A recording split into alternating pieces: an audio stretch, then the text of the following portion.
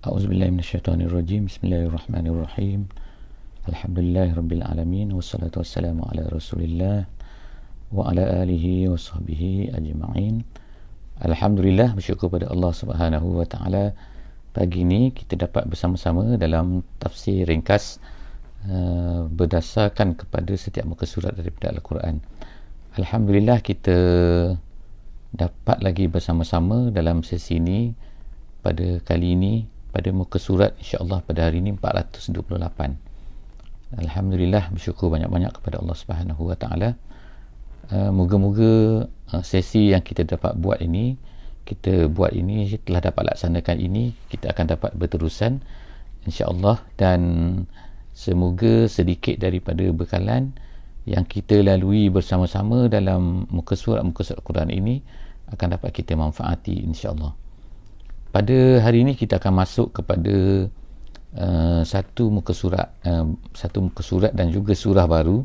Muka surat hari ini adalah 428 dan surah yang akan kita bincangkan pada hari ini adalah surah Saba. Selepas daripada kita telah menghabiskan sesi Al-Ahzab, agak-agak panjang juga ya. Hari ini kita akan masuk kepada satu surah Makki.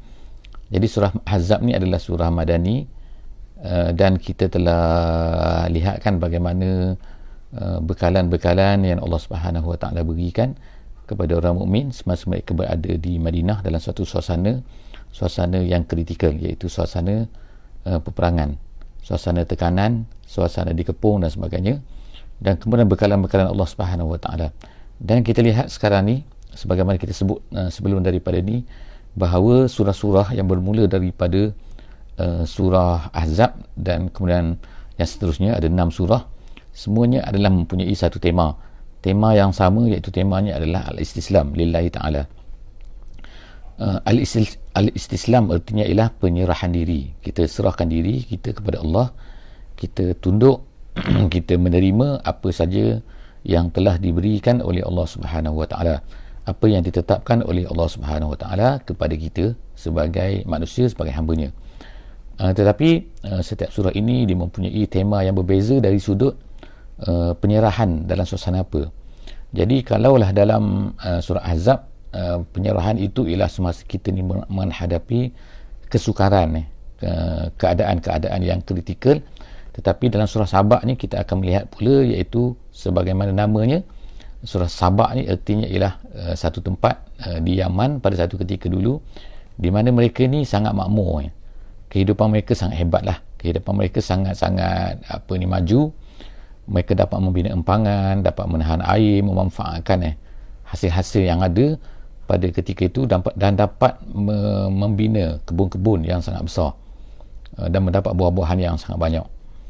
Hasil ini telah membawa mereka tapi akhirnya kepada menolak Allah Subhanahu Wa Taala. Jadi sebab itulah maka selepas daripada tu Allah Subhanahu Wa Taala telah pecahkan empangan tu dan menyebabkan mereka telah merana dalam kehidupan dan terpaksalah bertebaran di atas muka bumi, larikan diri daripada tempat tersebut.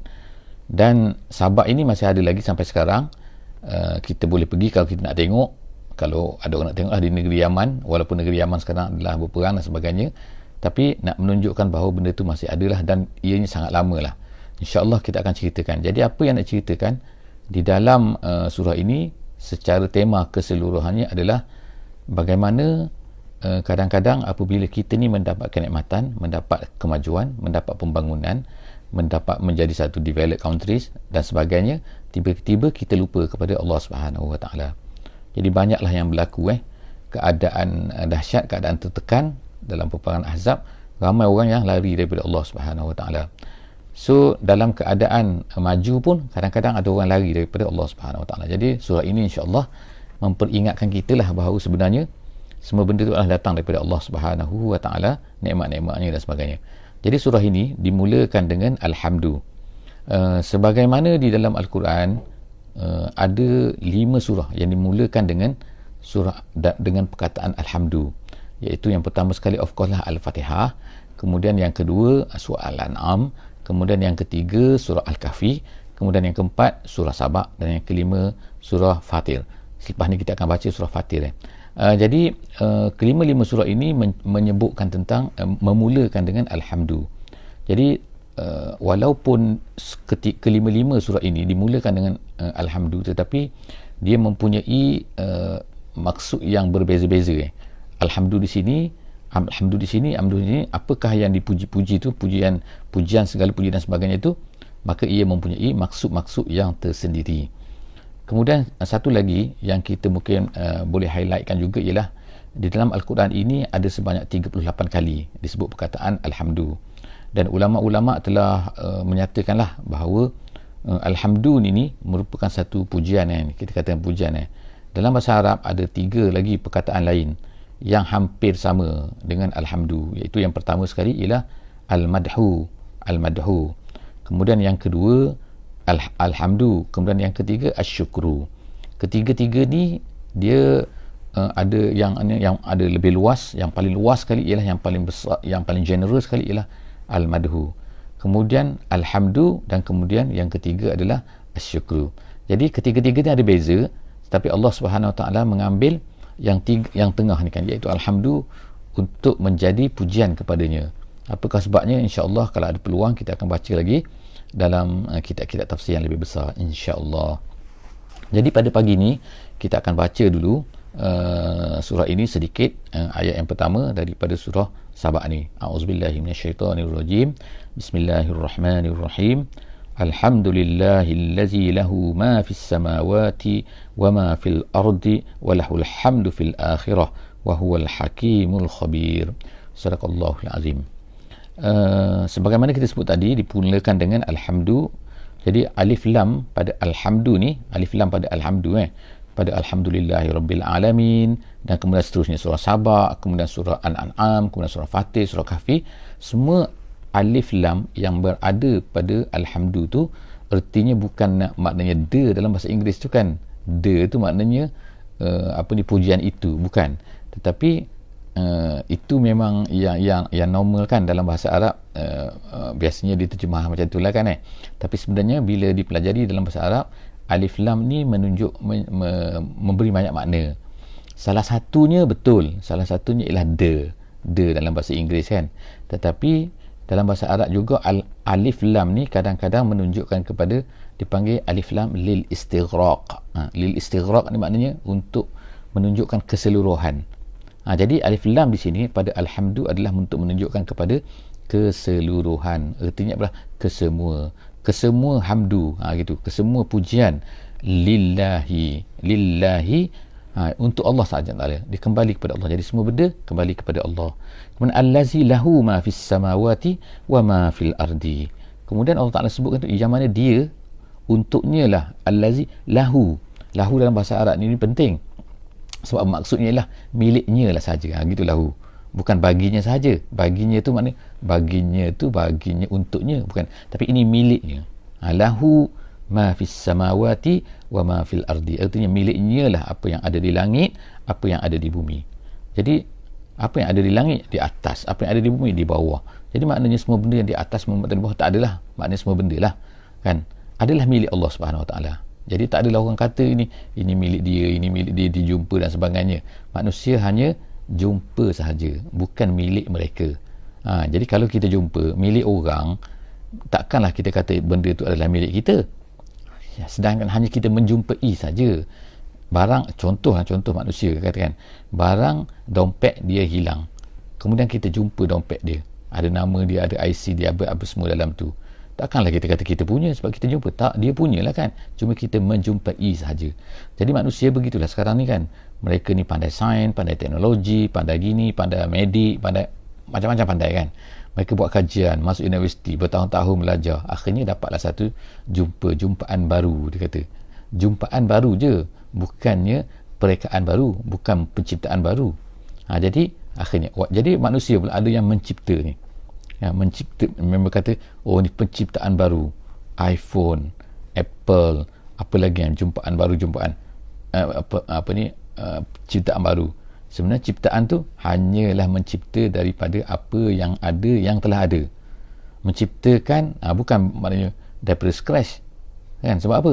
Mereka menggunakan akal pun milik Allah Subhanahu wa taala. Jadi begitulah kan, lahu ma fis samawati wa ma fil ardi, apa yang ada di langit, apa yang ada di bumi, semua itu adalah lahu, miliknya. Walahul hamdu, dan kemudian lagi yang di akhirat pula, walahul hamdu fil akhirah. Allah Ta'ala kata di akhirat pun milik dia juga, iaitu apa? Pembalasan, pemberian, syurga, neraka dan sebagainya, semua itu adalah milik Allah. Allah Ta'ala nak beri. Jadi Allah Ta'ala hamdu di situ sekali lagi. Wahuwal hakimul khabir, dia hakim dan juga dia maha bijaksana, maha mantap dan juga maha mengetahui segala benda. Ya'lamu, jadi Allah Ta'ala sebut lagi, puji lagi dia, iaitu apa? Allah Ta'ala ni kan tahu apa? Ya'lamu ma yaliju tu maksudnya ialah yang masuk. Yaliju maknanya yadkhulu, iaitu apa yang masuk fil ardi, ke dalam bumi.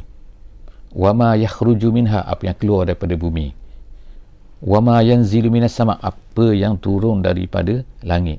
Wama ya'ruju fiha, apa yang masuk ke bumi, ke langit, minta maaf, langit masuk ke langit. Jadi artinya kat sini Allah Subhanahu Wa Taala sebut kat sini kan, semua benda Allah Taala tahu. Apa yang naik, apa yang pertama sekali ialah dia sebutkan wama yaliju fil ardi, apa yang masuk ke dalam bumi. Apa yang masuk ke dalam bumi? Macam-macam kan yang masuk dalam bumi ni. Ada biji benih, kita kata simple kan, ada biji benih, orang tu kita tak tahu kan, tiba-tiba tengok tumbuh rumput. Macam mana tumbuh rumput, macam mana tumbuh pokok ni kan, macam mana jadi hutan, sebab ada benih yang masuk dalam tu. Bila masuk tu kan, pokok tu kita kata dah 1000 tahun, maknanya dia dah masuk, ada benih kat tu, jatuh kat situ. Macam mana yang masuk ke dalam lagi apa? Hujan yang turun dia masuk ke dalam bumi. Berapa banyak air yang masuk ke dalam bumi tu kan, kita pun tak tahu. Jadi tiba-tiba keluar air, kita tengok air apa ni, air daripada bukit tu kan, dia keluar daripada mata air. Maknanya ada something, air yang masuk ke dalam bumi tu, masuk ke dalam tanah tu, sehingga dia keluar air daripada tu. Air terjun yang turun tu kan, datang daripada mana? Datang daripada air hujan. Air hujan masuk ke dalam bumi, kemudian keluar menjadi air terjun. Itu semua benda tu adalah, itu yang dikatakan sebagai yang lijuk. Allah Ta'ala tahu semua tu, berapa banyak air yang masuk ke dalam bumi. Kemudian wama yakhruju minha, apa yang keluar daripada bumi. Apa yang keluar daripada bumi? Macam-macam galian, macam-macam lagi apa dengan pokok-pokok kan, pokok-pokok kan, kita tengok benih tu dalam tanah, tapi dia benih, dia naik ke atas. Jadi maknanya dia keluar daripada bumi. Jadi semua benda kan, sama ada besar, sama ada kecil ke. Kemudian tu wama yanzil minas sama, apa yang turun daripada langit. Apa yang turun daripada langit? Hujan lah. Hujan ke, salji ke, embun ke, macam-macam kita tak tahu kan, tapi Allah Ta'ala tahu. Kemudian wama ya'ruju fiha, apa yang naik ke atas. Apa yang naik ke atas apa? Amalan ke, amalan baik ke, amalan jahat ke, dan sebagainya lah. Apa yang naik ke atas tu, hisapnya. Kalau sekarang ni kan lagi apa benda kan, macam mana itu air hujan tu datang. Air hujan tu datang kerana dia kata pemeruapan berlaku kan, daripada air laut, daripada air tasik, daripada air sungai. Bila panas matahari, kena tu jadi meruak, dia naik ke atas, dia jadi awan. Jadi maknanya dia naik ke atas. Jadi maknanya Allah Ta'ala sebutkan semua benda ni, semua yang naik, semua yang turun, semua yang masuk, semua yang keluar, semua tu adalah Allah Ta'ala tahu. Itu dia kata ya'lam wa huwar rahimul ghafur. Dia maha rahim, dia maha ghafur. So kita sebutkan sebelum daripada ni, bahawa setiap daripada nama-nama Allah ni yang ada pada penghujung ayat ni ada kaitannya kan, ada ertinya tersendiri. Cantiklah insya-Allah kan, kalau kita ada masa, kita ada kesempatan, kita boleh baca kan, baca apa ni, kita boleh memahami setiap daripada nama-nama surah tu, nama-nama Asmaul Husna tu kan. Seperti contohnya kat sini kan, Ar-Rahim. Apa maksud Ar-Rahim? Al-Ghafur. Tapi apabila dia duduk di sini, dia duduk dalam ayat ni berkaitan dengan tahu tu, tiba-tiba dia Ar-Rahim, Al-Ghafur, maknanya dia ada kaitan dengan penceritaan itu tu kan. Jadi cantiklah kalau kita ada kesempatan, kita boleh baca lagi lah insya-Allah kan. So cadangan kita insya-Allah kan, kalau kita ada hayat, kita ada kehidupan, kita akan baca nanti habis Quran, kita akan baca sekali lagi insya-Allah kan, dengan lebih detail mungkin kan. Wallahu a'lam bissawab. Kita harapkan doa-doa insya-Allah, amin. Wa qala allazina kafaru la ta'tina as-sa'ah. Jadi inilah persoalan biasa yang dihadapi oleh nabi-nabi, yang dihadapi oleh Nabi Muhammad SAW, dan dihadapi oleh kita juga, iaitu manusia ni dia akan mempunyai satu perasaan apa dia kata, iaitu hari akhirat tidak ada. Maksudnya ialah tidak ada kebangkitan. Maksudnya ialah dah mati tu matilah kan, dah mati, masuk dalam tanah, dimakan oleh tanah, jadi reput, jadi tinggal tulang, lama-lama tulang pun tak ada, tengkorak pun tak ada, semua tak ada. Jadi ertinya itulah keyakinan manusia yang rosak kan. Jadi sejak daripada Nabi Muhammad, itulah bendanya kan, sampai sekarang pun benda tu juga kan, yang manusia datang dalam kepala dia, iaitu apa? manusia ni bila mati habis. Masalahnya ialah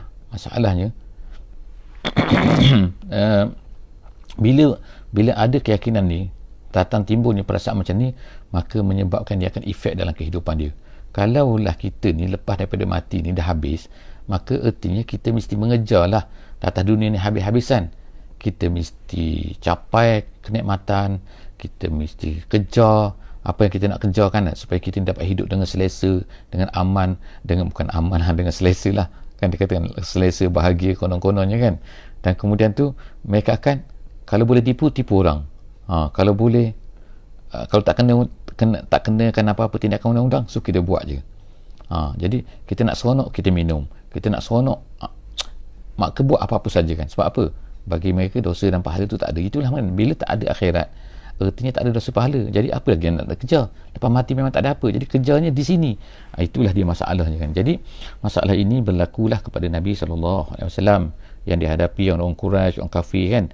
Jadi mereka berkata, wa qala allazina kafaru, Allah Taala katakan mereka kafir ni, orang kafir ni berkata, la ta'tina as-sa'ah, kiamat ni tak datang, dia kata.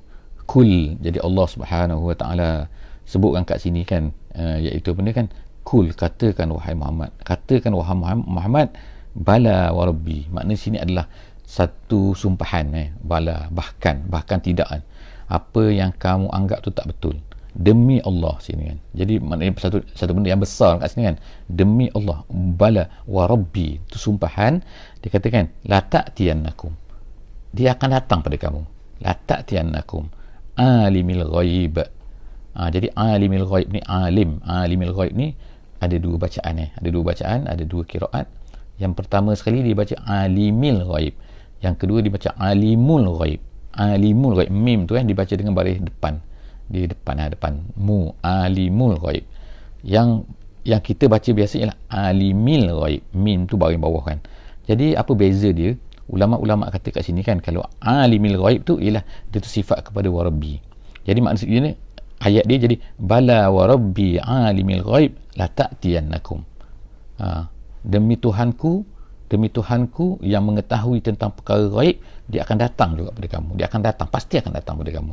Macam tu. Ada satu lagi bacaan yang tadi tu bacaan alimul ghaib, iaitu dia kata dia ni jadi mubtada. Jadi apapun mubtada kepada khabar mahzuf, ataupun dia adalah khabar kepada mubtada mahzuf. Jadi apa-apa pun itu adalah perbincangan ulama tafsir yang lebih detail kan.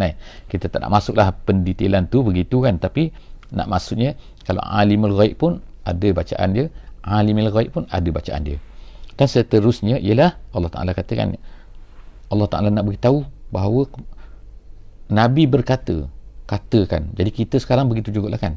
Kita juga sekarang kita kena tegaskan kepada orang kafir, kepada orang yang tak nak beriman, kepada orang yang tak yakin pada adanya akhirat dan sebagainya tu kan, bahawa tak, Allah Ta'ala akan bawa datang, dia akan berlaku. La ta'tiyannakum la ya'zubu anhu misqala zarrah fis samawati wala fil ardi wala asgharu min zalik wala akbaru illa fi kitabim mubin. Tak ada benda yang boleh lari, semua akan tercatat. Kat sini Allah Ta'ala sebut apa kan, lebih besar, lebih kecil, apa maksud zarah ke, lebih kecil daripada zarah ke, lebih besar daripada zarah ke, lebih besar lagi ke, semua benda tu akan tercatat. Tak ada benda yang boleh lari, fi kitab, semua tu fi kitabim mubin. Jadi Allah Ta'ala sebut kat sini kan, mungkin dulu orang tak nampak, tak ada teropong, jadi kalau nak kata lebih kecil daripada zarah. Zarah tu ialah, kalau dalam bahasa Arab asalnya ialah benda-benda yang berterbangan, yang boleh nampak pada tingkap. Bila ada cahaya masuk, ada tingkap, baru kita kebas-kebas sikit kan, benda dia akan berterbangan, nampak tu kan. Itu dia zarah, maknanya habuk-habuk lah kan, habuk-habuk yang berterbangan tu. Tapi Allah Ta'ala kata lebih kecil lagi. Jadi lebih kecil mana ada, tapi sekarang rupanya bila orang dah cipta teropong, tengok kan, maknanya kan, nampak lah kan, rupanya even atom tu pun ada, boleh belah lagi kan, ada proton dia, ada neutron, macam-macam sekali lah dalam tu kan, lebih kecil lagi. Jadi semua tu nak katanya Allah Ta'ala tahu. Bukan kita nak kaji pasal kecil besar tu kan, itu kerja saintifik lah, silakan. Tapi dia nak katanya kita kena ingatkan bahawa semua benda walaupun kecil, walaupun terlintas dalam hati, walaupun apa, Allah Ta'ala tahu.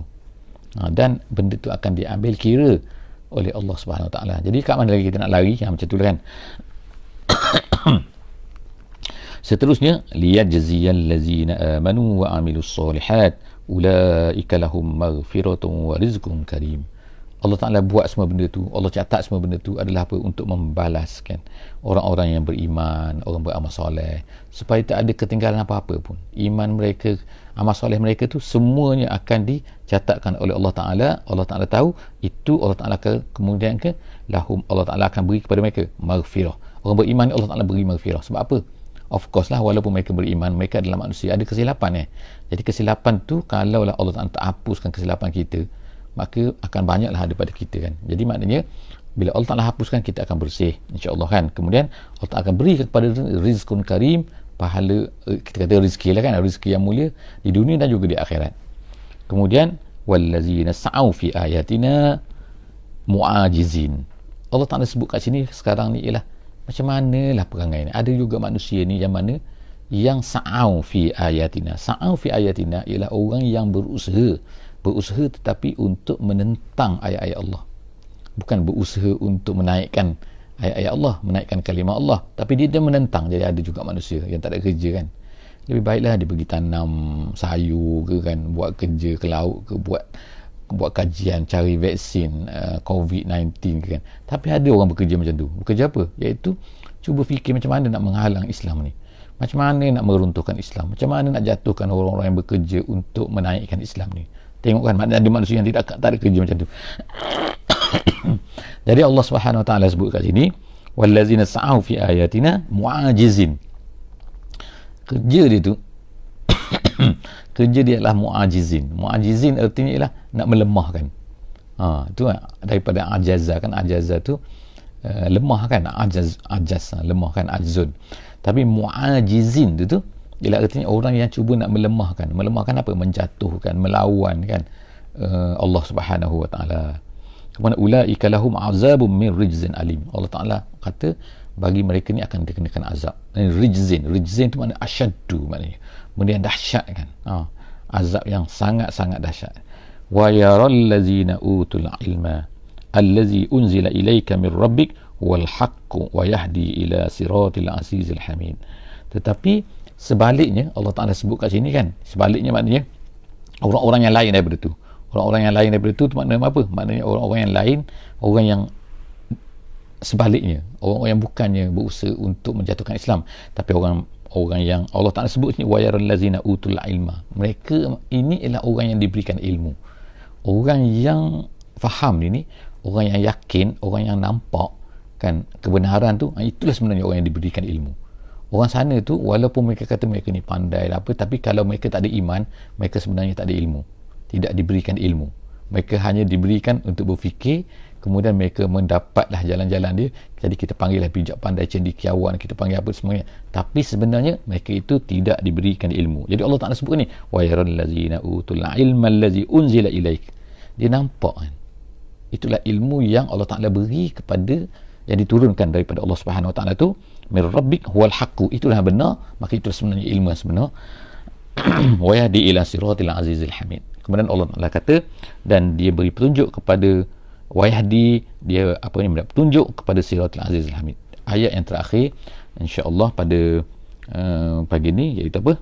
Kita akan tengok wa qala allazina kafaru hal nadullukum ala rajulin yunabbiukum. Sekarang ni sampai pula kepada tentang apa ni, sindiran. Jadi orang kafir tak habis-habis mereka ni, tak habis-habis akan berusaha juga untuk macam mana nak memburukkan Nabi, mengempen membuat label-label untuk mengatakan bahawa sebenarnya Muhammad ini adalah tak betul, Muhammad ni adalah mengarut, Muhammad ni. Jadi ini antara bentuk permainan ataupun penyindiran mereka. Apa mereka sindir? Mereka kata wa qala allazina kafaru hal nadullukum ala rajulin yunabbiukum iza muzziktum kullam mazzaq innakum lafi khalqin jadid. Dia kata ni mari kami nak tunjukkan ni, ada seorang ni, ada nak tak kami nak tunjuk ada seorang lelaki ni yang yang mana dia kata Kalau orang ni, manusia ni dah mati, dah mumazak ni maknanya dah hancur luluh kan, dah tak ada berterabur kan. Kalau kertas tu kita koyak habis-habisan, kemudian kata ni ada orang lelaki, nak tengok tak ada seorang lelaki ni, dia kata kalau kita dah hancur dah kan, tiba-tiba dia kata lepas tu boleh dicipta semula, dia boleh jadikan semula. Jadi manusia tu dia maknanya dia pesenda Nabi, dia mempermainkan Nabi kan. Dia cakap macam tu kan. Jadi kalau orang datang ke Mekah tu kan, pada masa tu, jadi dia pun kata ni nak tunjukkan ada. Jadi seorang katakan ni orang ni tak betul lah, Muhammad ni tak betul lah, Muhammad ni dah gila kan. Tak? Ada pula dia kata, tengok kan manusia kan, dia tak boleh berfikir pun. Sedangkan manusia kita dulu yang hidup ni kan, yang boleh berfikir ni kan, yang bangun, yang segar, yang syabab, yang muda, yang berjalan ke sana kemari, bukankah dia dulu ni hanyalah setitis mani kan? Dia ni adalah satu seketul darah yang sangat kecil, yang tak mampu buat apa, yang boleh dibuang begitu saja kalau orang nak buang kan. Maknanya kan tak, yang ni begitu simple kan. Tapi macam mana dia boleh berubah jadi manusia? Dia membesar-besar jadi bayi, kemudian dalam perut ibu, dalam rahim, kemudian tiba-tiba jadi manusia, keluar, tiba-tiba boleh berlari ke sana kemari, tiba-tiba dia kata pula manusia kalau lepas mati ni, kalau dah hancur, boleh menjadi manusia balik. Tengok kan, pelik kan manusia kan. Jadi itulah maknanya Allah Subhanahu Wa Taala sebutkan betapa peliknya sifat manusia ni kan. Dia menolak apa ni kan, menolak Allah Subhanahu Wa Taala, dan mengatakan itulah benda yang berlaku sampai sekarang ni yang kita hadapi semua kan. Jadi insya-Allah kan, kita moga-moga kita ni dapat keyakinan daripada Allah Subhanahu Wa Taala, dan kemudian kita baca Quran, kita dengar lagi, kita baca kan, dan kekuatan kita tu insya-Allah kita bina sama-sama. Dan cara nak bina ni ialah dengan kita mempromotkan benda ni lagi kan, mempromotkan menyebarkan benda ni. insya-Allah Allah Ta'ala akan beri kekuatan kepada kita semua sebagaimana yang diberikan kepada Nabi, kepada para sahabat, dan seterusnya kepada orang-orang yang beriman daripada dulu sampai akhir nanti insya-Allah. Moga-moga Allahumma ja'alna minhum insya-Allah. Aqulu qawli hadza wa astaghfirullahal azim li wa lakum wa lisairil muslimin wal muslimat wal mu'minin wal mu'minat. insya-Allah jumpa lagi esok pada muka surat 429 insya-Allah. Subhanakallahumma wa bihamdik, nasyhadu an la ilaha illa anta, nastaghfiruka wa natubu ilaik. Bismillahirrahmanirrahim. Wal 'asri innal insana lafi khusr illa allazina amanu wa 'amilus solihat wa tawasaw bil haqqi wa tawasaw bis sabr. Assalamualaikum warahmatullahi wabarakatuh.